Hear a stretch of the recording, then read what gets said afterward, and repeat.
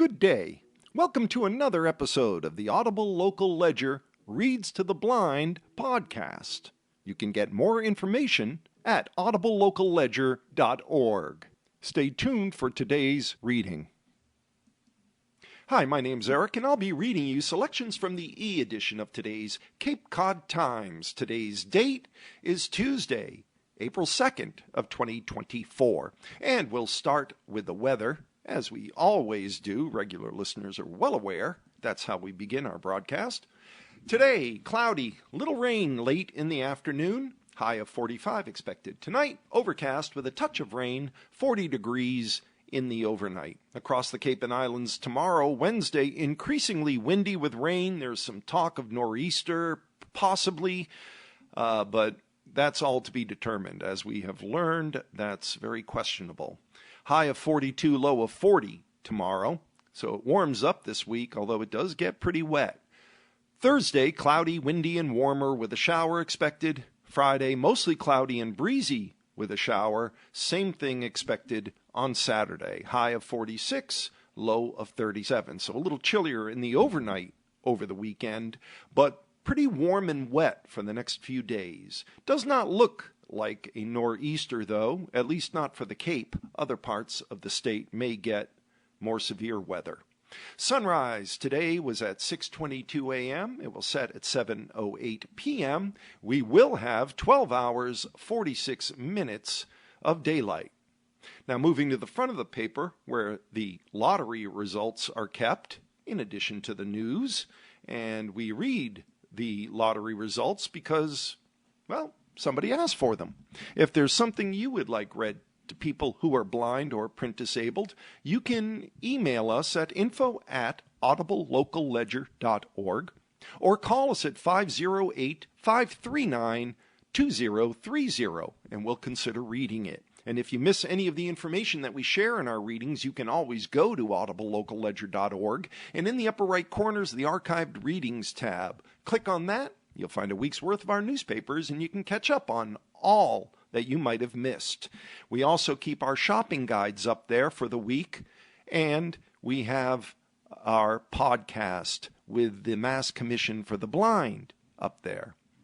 We also have a literature readings tab, and that stays up there in perpetuity.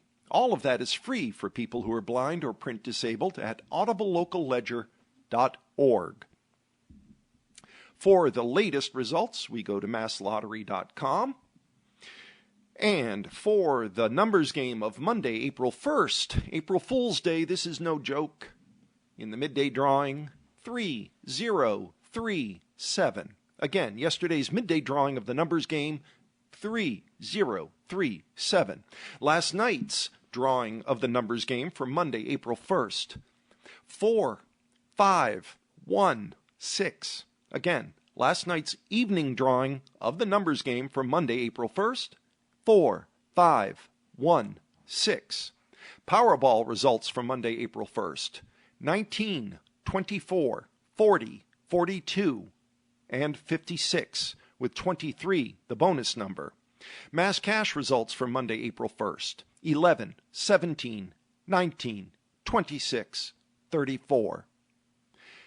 Lucky for life for Monday, April 1st, 2, 11, 29, 43, and 45, with 5 the bonus number. And Megabucks rounds out our lottery results for Monday, April 1st, with 1, 3, 6, 9, 27, and 34. Good luck to all who play. Remember us if you win. Now, heading back to the Cape Cod Times, dated today, Tuesday, April 2nd. The headline on the cover reads, Cape woman bought camper when her rent rose. Town says she must move, by Susan Vaughn, as a special to the Cape Cod Times in Marston's Mills.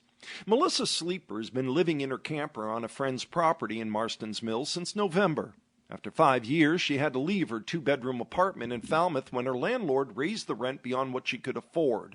Buying a used camper for housing seemed like a good idea, she said. Now, though, she's been told she has to move the camper.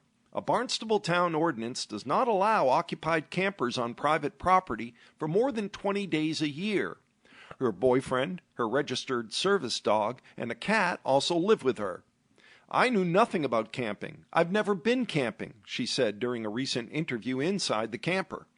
Sleeper is not alone in her housing situation on Cape Cod. The Homeless Prevention Council in Orleans does not keep statistics on the number of people living in campers when they lose their permanent homes. But it happens, said Hadley Luddy, the nonprofit CEO. We've seen situations of people staying in campers. It's not unusual, Luddy said. It's another example of the seriousness of the housing crisis. The council covers Lower Cape towns, from Harwich to Provincetown. There used to be more people living in winter rentals who would stay in campgrounds during the summer, but now that's disappearing, giving way to highly priced winter rentals, Luddy said. Workers aged 25 to 54 make up the largest group affected by the housing crisis and who do not have permanent homes, Luddy said. She urged people in that situation to contact the council or Housing Assistance Corporation in Hyannis. We see people wait too long to get help, she said. It's hard to find a permanent home on Cape Cod. In Sleeper's case, she said her situation is not due to her lack of effort in finding a permanent home. Sleeper, who's 42, works 10 hours a day, 6 days a week as a pizza restaurant manager. But she said she couldn't find an apartment for under $3,000 a month. Having pets also limited her options. We couldn't find a place that would take animals, she said. She looked into parking the camper at a state or private campground, but found that the stay is often limited to 2 weeks, and the campgrounds aren't year-round. Towns, she said, should not allow local people to become homeless. This is our only option, she said, of parking her camper on private property. The camper is a one-bedroom, 15-year-old Bristol Bay, parked at the rear of a large private lot with a single-family house. It must be attached to a vehicle to move. The camper is mainly hidden from the street by a high fence, except at the entrance road. A co-owner of the property, when contacted by the Times by phone, declined to comment. A rent increase that was hard to budget, reads the subhead. The rent Sleeper paid on her last place, the apartment in Falmouth, started at $1,700 a month. Then it went to $1,750 and then jumped to $1,950. The $1,950 was hard to budget, she said. She expressed gratitude to her boss, who loaned her the money to buy the camper. The camper cost $12,000, plus about $3,000 for renovations, such as redoing the floors, removing a wall, and installing a refrigerator, Sleeper said. The camper has a kitchen, running water, and a bathroom with a shower.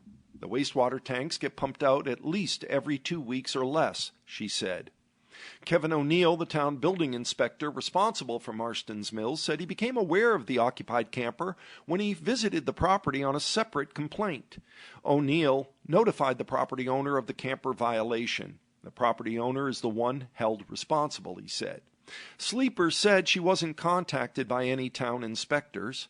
The town hasn't fined the owner for the camper violation because there's an allowed appeal period, O'Neill said. For an occupied camper violation, the property owner can appeal to the town clerk within 30 days or to the Building Code Appeals Board within 45 days, he said, adding the situation could eventually end up in court. Unoccupied campers parked on the owner's private property are allowed without a permit, O'Neill said. Town building inspectors in Barnstable often encounter people living in campers. It's hard to control, O'Neill said, adding when the inspectors spot them, they issue a notice to vacate. On Thursday, Sleeper applied for a permit for her camper and paid $129 in fees based on a receipt that was reviewed by the Cape Cod Times. O'Neill said Friday her application for the permit was received, but it has to be signed off by the town building commissioner.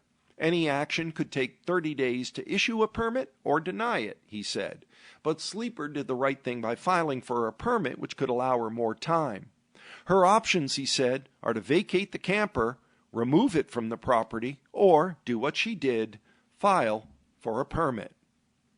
Keeping local, moving into the Cape and Islands section.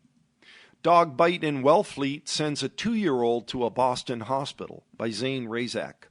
A 2-year-old child was flown to a Boston hospital by a medical helicopter after being bitten by a pit bull mix dog at a Wellfleet home, according to police. Around 2:15 p.m. on Sunday, the Wellfleet Police and Fire Departments were sent to 100 East Hill Road after receiving reports of a dog bite. The fire department brought the injured child to Cape Cod Gateway Airport in Barnstable, where the child was flown to the hospital. The injuries are not considered life-threatening, and all parties are known, police said in a press release. Wellfleet police are investigating the incident. Deputy Police Chief Michael Turner told the Times the child sustained a soft tissue injury to the cheek. The animal is still in the custody of the owner in Wellfleet, and dangerousness restrictions will be placed on the dog, he said. This is your reader, Eric, just saying that the reason that the child was probably flown to the hospital was to get to a plastic surgeon. When bites are on the face, it's very important to get seen by a plastic surgeon right away. The next headline in the Cape and Islands section of the Cape Cod Times that's dated today, Tuesday, April 2nd, Town meeting starts Monday in Falmouth. Here's what you need to know, by Walker Armstrong.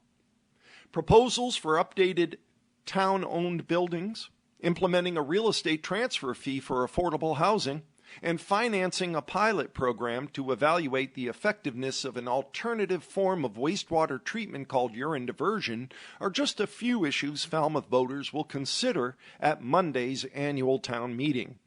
Those items are among 37 articles on the warrant, several of which address town finances, Articles 5, 6, and 8 through 18, and funding for capital improvements and other projects, notably Articles 7, 19, and 20. Another article relates to a program to remodel or rebuild the aging East Branch of the Falmouth Public Library. That's Article 37. Among the most pressing articles up for a vote, according to Falmouth Town Manager Mike Renshaw, are those related to a study of administrative positions and salaries in town government, funding for capital improvements and other projects, implementing the real estate transfer fee, and the pilot program to study urine diversion. Renshaw said Article 4, which seeks to amend the town's position classification plan, aims to evaluate and adjust the salaries of director-level and above technical, administrative, and management positions within town government. We wanted to be more competitive. We wanted to certainly retain the great employees that we have, but also, when we have vacancies, with this reclassification study, to adjust our salary ranges, Renshaw said. It's going to allow us to retain our good employees and then do a better job of recruiting when we have vacancies. The program will allow the town to raise the bottom of the salary range while also enhancing the top-end salaried positions, he said. Articles 7 and 19 deal with funding capital improvement projects. We have a 10-year capital improvement plan here in the town of Falmouth, Renshaw said. We've just recently done a comprehensive look at it, and we've realized that we have about $520 million, so $500 million worth of capital expenses over the next 10 years. The town seeks to move about $5.5 million of free cash into a capital stabilization fund. That's Article 7, to help offset or reduce the impact of capital projects on property taxes. Renshaw said this would be done so Falmouth has additional cash on hand for large projects. Rather than having to look at considering raising property taxes to help pay for these larger projects, we will every year slowly put additional monies into this capital stabilization fund to hedge against rising costs, Renshaw said. Article 19 deals directly with capital improvements to the town's 80 aging buildings, such as town hall, schools, and others. It would establish a comprehensive town-owned building evaluation study to assess the buildings in need of repair. So we have about 80 structures or buildings that are in various stages of disrepair, quite honestly, Renshaw said. I don't think the town has done as good a job as we should have to periodically inventory and assess the condition of the buildings. We're at the midway point of our half-hour reading of the Cape Cod Times today. Today's date is Tuesday, April 2nd of 2024. Regular listeners are aware it's at this stage in the reading that we move to a different kind of local news, the obituaries and death notices that are printed in that day's newspaper. Our first obituary in today's Cape Cod Times is of Rachel Helen Ziemba of Fairfax. With great sorrow, we announce that Rachel Helen Ziemba of Fairfax, Virginia, born July 8, 1971 in Falmouth, passed on March 27th after a long, courageous fight. She attended Miss Hall's School in Pittsfield, then went on to study history at Muhlenberg College. She earned her MBA in finance from George Mason University and had a successful finance and accounting career as a controller for government defense contractors. Rachel was a fiercely independent, creative person who devoted much of her free time to enjoying her dogs, Montana and Kaya, the outdoors, gardening, cooking, music, photography, and woodworking. Her sense of adventure took her on many domestic and international travels. She'll be in our hearts forever. Relatives and friends are invited to attend her graveside service this coming Saturday, April 6th, at the Catawmet Cemetery, 1091 County Road in Catawmet, at 10 a.m. Any donations may be made in her memory to the following organizations: Miss Hall's School, 492 Holmes Road in Pittsfield, Mass. National Spiritual Assembly of the Baha'i, 1233 Central Street in Evanston, Illinois.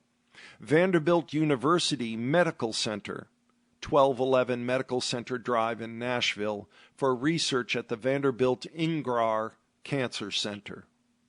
The other obituary in today's Cape Cod Times is of Jean M. Ports of Milford, who passed peacefully at the age of 82 on March 16th. Jean was born in Newark, New Jersey, July 15th of 1941. She graduated from Central Regional High School in Bayville, New Jersey in '59 and received a bachelor's degree in education from Monmouth College in New Jersey in 1963.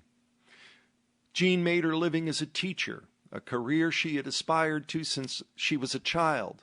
She was even the vice president of Future Teachers of America in high school. She began teaching in 1964, and she didn't stop until retirement. She taught every grade from kindergarten to 6th and across the states of New Jersey, Wyoming, New Hampshire, and Massachusetts. Every minute spent in the classroom was a joyful one for her. She retired in 2001, less than a year after her husband, Robert Bob Ports, with whom she moved to Milford, New Hampshire, the following year. Jean loved traveling with her husband, filling almost every summer with cruises and RV trips across the country, eventually visiting almost all 50 states. Where Bob was dedicated to caring for their yard, Jean was dedicated to caring for their home. She loved hosting parties for her friends and family there, and especially loved decorating for Christmas each year. She also loved dancing, reading, learning about history, hosting parties for her friends and family.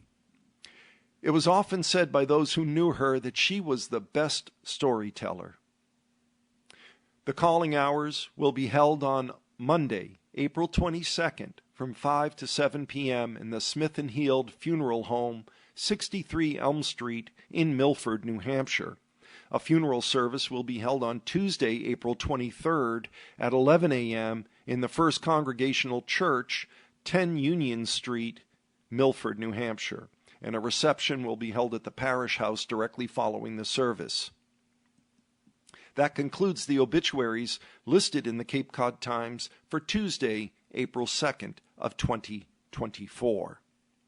Moving on in the paper to the sports section, a piece we don't always cover, but we do want to try and keep it local, and there is a headline that reads, 35 Cape Cod players who are set to star in high school boys lacrosse by Courtney Jacobs. The 2023 Cape Cod High School boys lacrosse season had 9 teams qualify for the postseason.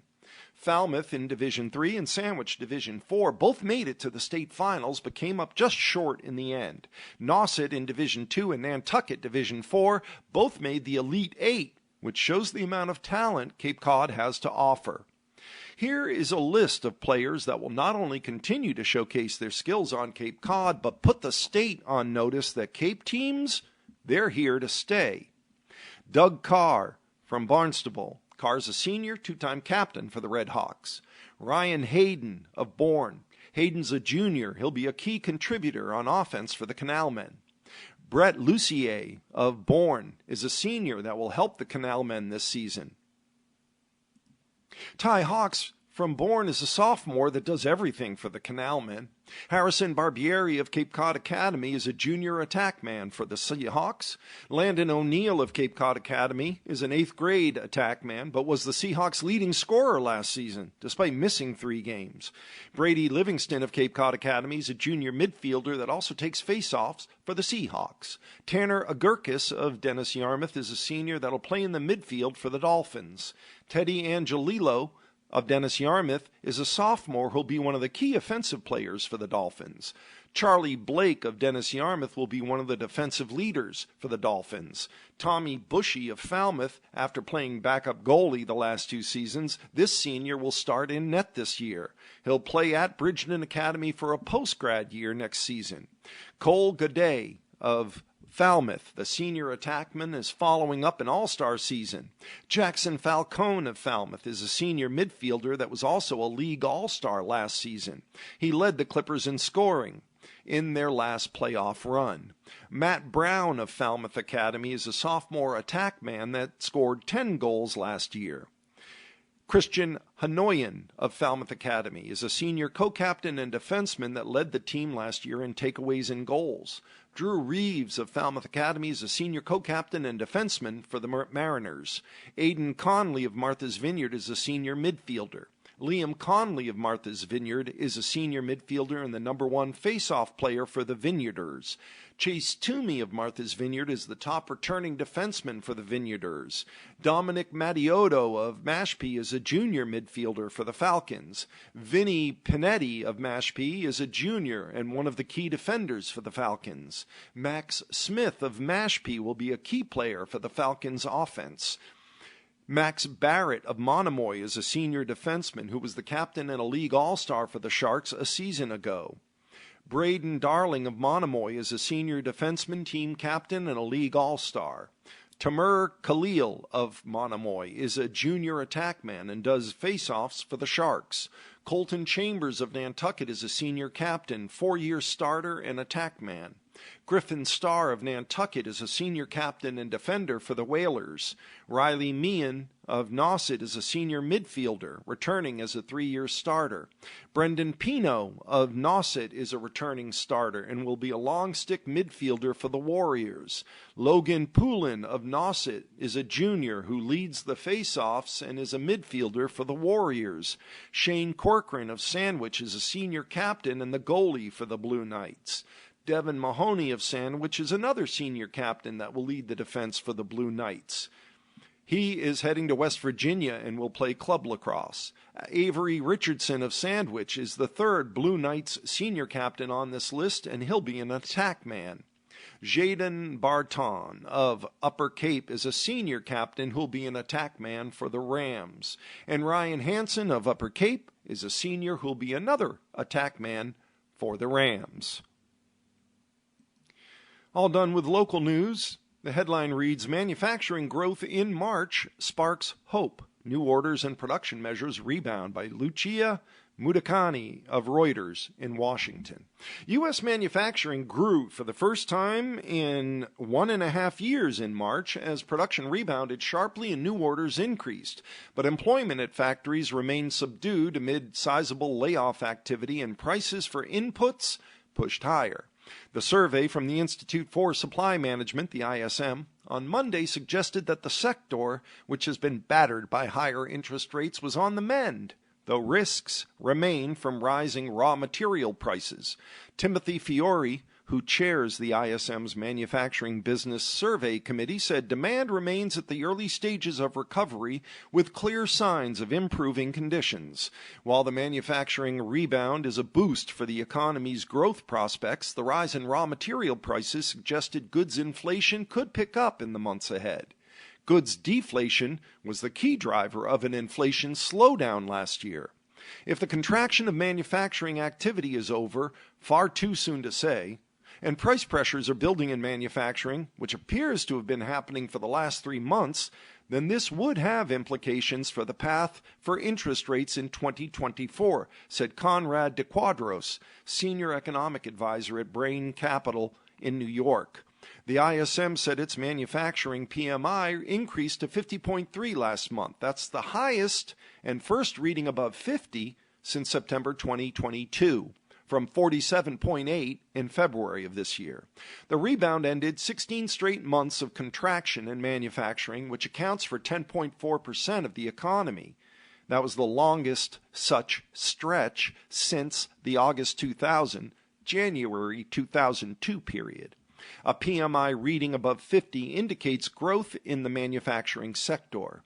Economists, polled by Reuters, had forecast the PMI would rise to 48.4. The ISM and other factory surveys had grossly overstated the weakness in manufacturing, which has been constrained by higher borrowing costs. Government data Thursday showed manufacturing output rose at an annualized rate of 0.9% in the fourth quarter. It grew 1.6% in 2023 compared to 0.8% in 2022. Though consumer spending has shifted to services, demand for goods remains supported. 9 industries, including textile mills, paper products, primary metals, chemical products, and transportation equipment, reported growth last month. Electrical equipment, appliances and components, machinery, and computer and electronic products were among the 6 industries reporting a contraction. Commentary from businesses was fairly upbeat. Makers of chemical products reported that performance continues to defy projections of a downturn in activity, adding that demand remains strong and the pipeline for orders is robust. Transportation equipment manufacturers said they were expecting to see orders and production pick up for the second quarter. Makers of wood products reported that business activity is up, adding many manufacturers are anticipating better business in the second quarter. But manufacturers of machinery struck a cautious note, saying they were noticing an increase in suppliers' selectiveness regarding orders they quote and take. Makers of paper products were worried about energy pricing. Computer and electronic products manufacturers said demand remains soft, but optimism is high that orders are just on the horizon. U.S. stocks were trading lower. The dollar rose against a basket of currencies, and U.S. Treasury prices fell. And with that, we've come to the end of our reading of today's Cape Cod Times, dated today, Tuesday, April 2nd of 2024. This is your reader, Eric, saying be well, be safe, look after each other, and remember our veterans. Bye for now.